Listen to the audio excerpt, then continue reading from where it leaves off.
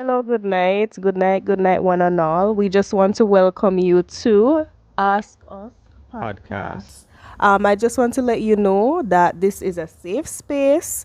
The main purpose for us to have this podcast is to provide a safe space where we can have discussions about, life lessons, recent happenings, and we also give our unpopular opinions as well.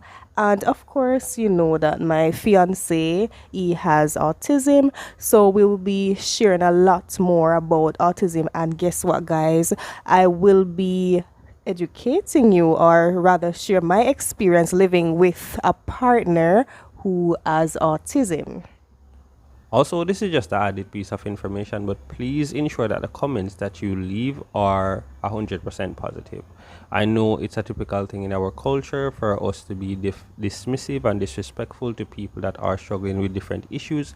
And given the fact that our podcast will be dedicated to exploring and talking about these issues, and also helping to educate those about issues such as autism and other things, and having to be married to someone or living with someone that struggle with these issues, we would really appreciate if any of those who view our videos and our podcasts will remain respectful in the comment sections. Now, let's dive a little bit in the first thing that we want to talk about, which is autism. Now, for me, autism is something that I was not familiar with until I found out that I had it myself. I grew up most of my life thinking that I was just, an average youth, an average Jamaican. I didn't quite know what this condition was, even though I saw it displayed in movies and spoken about in seminars and stuff. I used to mistake autism for something like Down syndrome. I didn't think that an average everyday person that can reason, um, talk and speak normally could have this condition until I found out that I had it myself. Now, autism is an extremely difficult thing to live with. I know that a lot of people on social media make it seem like it's something fun and it's something cool and it makes you smarter, it makes you quirky, but there are a lot of drawbacks that comes with this, especially when it comes on to being in a relationship. When you're in a relationship with someone and they do not have the condition that you have, it can be difficult to communicate, it can be difficult to get an understanding of one another's situation. It can be very difficult for the person to sometimes get a grasp of what may be happening to you. Luckily for me, I am on essentially the part of the spectrum where I can somewhat operate under the normal guise of a regular person, but that does not mean I still don't have drawbacks and challenges that comes with this. Um, so overall, my relationship has been not exactly per se a tough one, but as we go along, my partner, she tries her best to come to an understanding of how the condition works and how it affects me and the difficulties that comes with it as well. So I do appreciate the fact that I have a partner that's actually willing to listen and research particular information to find out how best she can help me. That is very important. Um, so yeah, it's not exactly one of the easiest thing to live with, especially when it comes on to relationship. A lot of people don't know this, but there are not many autistic people that are very good in relationships or that have good relationships, and it's not because they are somehow less than or they're not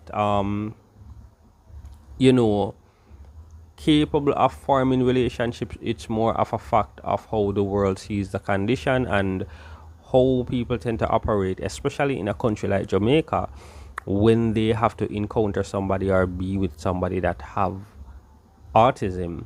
And as I said, there's a lot of drawbacks and difficulties that comes with it that is not oftentimes spoken about. And social media does tend to make it seem like something fun and something that you just have it and it just make you cool because you can do a lot of cool stuff. But trust me, there's a lot that goes into this. All right, so what we need to know is that autism is a spectrum. It is a condition that affects how a person's brain process communication. It affects their social interaction, behavior, and sensory experience. So, as we go along with this podcast, I will be explaining a lot more about these things, specifically as to how these affect us. and our lives. Now, in a nutshell, you can say autism affects how my hobby responds to the world. There are some terms though that we like to use to describe people with autism, which these things are just stereotypes. They're wrong. Words like weird, we often say that they're strange, especially when it comes to their facial expressions. They're not very expressive, or they may not give the correct expressions at times. So those are basically signs of autism in a person. But like I said, it is a spectrum, so you cannot expect two persons who has autism to have the same form of behaviors. It all depends on different influences. For example, cultural background, socioeconomics, all kind of different things can affect a person. So as a very famous psychologist would say, we're all products of our environment. So yeah, so that's another thing. All right, so guys, I'm going to be real honest. I am not big on impromptu speech, which which I'm basically doing so far, but I have made a few notes about my personal account with my hobby, was autism, and I tailored it to my personal experience or account, right? Earlier, one of the things that I spoke about was sensory issues. So let's talk about the environment and how this.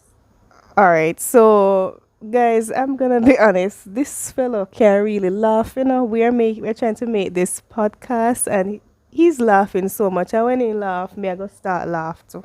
So I will try my best to be as calm and composed. Well, I can't really promise that, but yeah. All right, so we're talking about the environmental factors. No, I would say I noticed that there are certain environments that is basically too much for him, right? For example, in places where there are bright lights, he's very sensitive to bright lights. Like when I say sensitive, it literally can cause a sensory overload where he will get in a fetal position. That type of sensitivity. I know that most of us may have different visual problems that may make us sensitive to light, but I'm talking about the extreme where the light would almost function as a pain that you're feeling, so you have to get in a fetal position. That level of sensitivity is what I'm talking about. So yes, so he's extremely sensitive to light, and it's the same thing with loud noises. Tell us more about how loud noises really affects you. Um, Loud noises actually affect me in two different ways. It can be due to vibration, it can be due to a certain frequency or a certain sound of a certain instrument from a song. So it varies depending on the environment, and the same can be said for light. Light affects me differently. Like right now, I'm using a light along with my camera, and so far it's fine. But this doesn't mean that another day I may not try to use the same light in the very same way and it will not affect me. It's going to affect me. I just don't know when. And it's something that happens randomly and it cannot be controlled. So when I go out into the world, I have to be very careful and I have to ensure that I have something to dampen a lot of the noise and sounds that are around me, and I also have to make sure I have glasses that will probably help my eyesight adjust. This is not a perfect example. This is just a regular glass, but yeah. And as it comes down to sounds, I do have like a slight noise cancelling earphone that I use. It may not block out everything, but it blocks out enough so that I can function. So those are two of the difficulties. When I was younger, I used to just assume that it's probably just a regular headache and stuff. But as I got older, it started to get worse, especially with in certain places. There are also other things that can affect me. It's not just sounds from music and stuff. It can be a car alarm, the sound of the horn. It can be a number of different things, and as I said, it does happen randomly, and sometimes it can be hard to explain in the moment and even after. And there's a host of issues that it can cause, because it can either cause me to be in physical pain, as my fiance explained, and it's not exactly the most comforting thing to deal with. Yes, so I said something earlier, rather. I use a term. I said fetal position. What do I mean by that? All right, we're getting a part, we're getting a, the nitty gritty, as I would say in the Jamaican Creole. You know, when you fall up in a one ball, that is what that is what I meant when I say fetal position. You're basically almost folding a ball, like no, those loud spaces, sometimes you'll notice that when he's in public, for those of you who have seen him in public before, you'll notice that he always wear a headset. So the headset helps with the to amplify the noise. Yeah. So Decrease the right, noise. right. So it's helpful. All right. Now, another thing that I want to talk about is social cues, babe. Like, to be very honest, this is one that really made me feel more while like they say, oh, you not get that. Hey boy. They say, duh, everybody world, everybody know that. Stevie Wonder know that. All right, but seriously, that's how we would really like to react in real time. But in reality, people with autism, they process things really differently. Their whole perception of the world, as I mentioned, the way they experience the world is so different. For example, I can give an example of the whole social cue issue. Um, we met with a friend in the park. I'm going to give this example. We met with a friend in the park one day, and she was indicating to him by saying, so Chase, when are you going to put the ring on? How far along will that happen? And he's like, babe, you know a blank look we always give.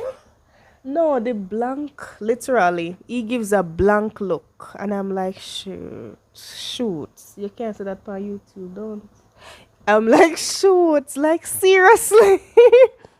Yes, social cues. That one is a hell of a thing because I realize I have to mediate with him a lot of times when it comes to social cues. Like everyday thing, I have to help him out to better understand the environment and things happening around him.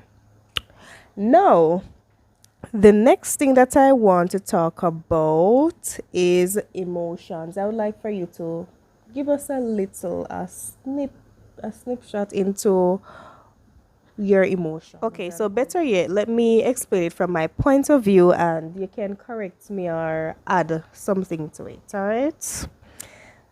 When it comes to emotion, I think that he doesn't express himself in the way that most of us would expect people express themselves. For example, if he feels sad about something, right?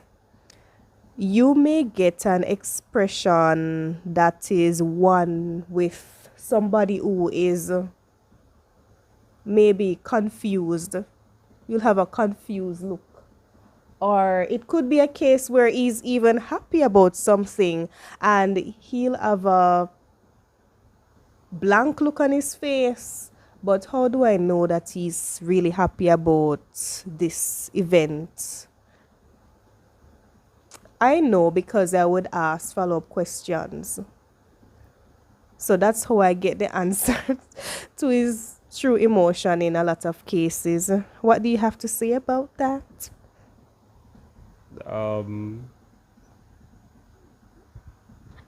um, I don't know what to say. Uh, it's mostly right. I have difficulty expressing my emotions, and a lot of it doesn't. A lot of it does have to do with autism, but a lot of it also has to do with the structure of our culture and living in it as a person with autism. As you know, in typical Jamaican environment, if you're a man, you have to be a man, you have to be strong, you have to man up, you have to hold up your stress and them stuff there. And for someone with autism, that is not a good place to be in. So for me, as someone that did not find out that I had autism until my adult life, my late adult life, I found out when I was 35. I was raised in an environment where I was constantly told as a man that I had to withheld my emotions, or if I'm going through something, I had to withheld it. And that can be difficult for an autistic person, and it can also cause a lot of other issues as well, because you can end up with depression, PTSD, and anxiety, and other issues that stem from being in that environment. But being raised in an environment where you are unable to express your emotions will cause you, or rather I should say, would cause someone that is dealing with autism to be less open to communicate as they get older. And we already have an issue with communicating how we feel, but that situation being raised that way tacked onto it does make it a lot more difficult until you may be lucky enough to find a partner that allows you to express yourself, which is also a little bit hard. Yeah. But overall, I am someone that oftentimes does not notice when I am not expressing my emotions, because I sometimes do have a blank stare that I don't notice. A lot of people have pointed this out, and they would think I'm unhappy or I'm sad or something like that. But the truth is, to my worldview, or to how my mind sees things and how I analyze things, I'm happy as ever. I'm good as ever. I'm having fun just like everybody. It's not until sometimes that I would oftentimes take photos or go out with friends and stuff like that, and they show me my expressions in the photos, I realize that my face is not what I thought it it would have been. So from my point of view, my face is 100% happy, and I'm all in arms, but the truth is that's not what everyone else is seeing. Yes, the so total opposite. so it's it's weird, but it's also kind of to me it's fine, but it's just one of those things. But if you have any more questions, if you have any questions about things like those and how to better express your emotions, you can leave it in the comment section. I will gladly answer if you would like to hear. All right. Another thing I want to say is that one of the things about him, which you all may notice, is that he's extremely blunt, right? Believe me, you guys have not seen half of it. Like, literally, he will literally say things exactly, like give raw emotions, like raw expressions, literally. And it's very much unfiltered, and sometimes I have to be the one to curb certain things. Other times I just leave him to express himself the way he sees it, right? Which I think is fair enough. Another thing that I will talk about is his decision making, like the time to make a decision. Like when you have a limited time to make a decision. Listen, him we sit down from Wappy, what them call it, Wappy kill Philip, to make one simple decision. Me I say, no, babe. From Wappy kill Philip, we're supposed to do so and so. Are you there? And I do nothing, sir. Sir, what really are going here, so? Sir, what going here, so? Like, seriously, he's very strategic. So he literally think of step by step ways of before making a decision, literally. Like step one, step two, step three. And his decisions end up being well thought of, actually, well thought out. So we can't really judge that. Because in truth and in fact, guys, we're all different, right? Yeah, so it does have its pros and cons, the whole systematic decision kind of thing. But in a case where we have like a decision to make and there's limited time, of course that can be a little bit challenging. And me have to say, boss, you have to go kind of speed it up, we don't have Wappy kill Philip's time pan this. So yeah, so it's like that. Anything else you'd like to add? Um, I think that's it. I think that's it for me. I don't have anything more that I would like to say for now. There's a lot that goes into this, but as time goes by and we continue to make videos like these and share our personal experience, how life is for the two of us, how life it is for me and her, because it's not exactly easy for me as well to relationship wise, but I do try my best. um there are times that I make a lot of mistakes and I have to go to her and ask her questions. Did I do this right? Was this the way to do this? Um, in my relationships in the past, I couldn't do that with my previous partners because asking questions as a man means you're not manly. So I am lucky enough to be with someone that I can openly share a lot of issues with, and we can discuss those issues, and I can freely ask her opinion before I make certain decisions, because as she says sometime from what kill Philip. Yeah, yeah. So so it does take time, so I tend to weigh some of my decisions, especially important ones, based on her knowledge and expertise of the world in ways that I don't understand it. So that's really it for me, and so far it's been a wonderful experience, and I would love to share a lot more to people on the internet about the ease, the difficulties and challenges of not just dealing with having something like this, but also to navigate the world as well. Yes, so in any relationship at all, there will be challenges, there will be ups and downs. It's not perfect. I mean, I'm not perfect, guys. I know that I'm reserved and I'm soft spoken, but I'm not necessarily a run around person. Me an easy piece of girl to deal with. So so it's a give and take situation, yeah. So as any other relationship out there, but I just want to thank you guys for taking the time out to join us for our very first podcast. This is very nerve-wracking for me. I'm not a very talkative person. I'm actually a reserved person by nature. I just freeze a while ago. Yes. So thank you all. And I hope that you do have a wonderful night. And remember, now this is the Ask Us podcast. So again, remember to leave your questions or your comments in the comment section. And we will be more than happy to address them in our next podcast. All right. So stay tuned. Bye bye.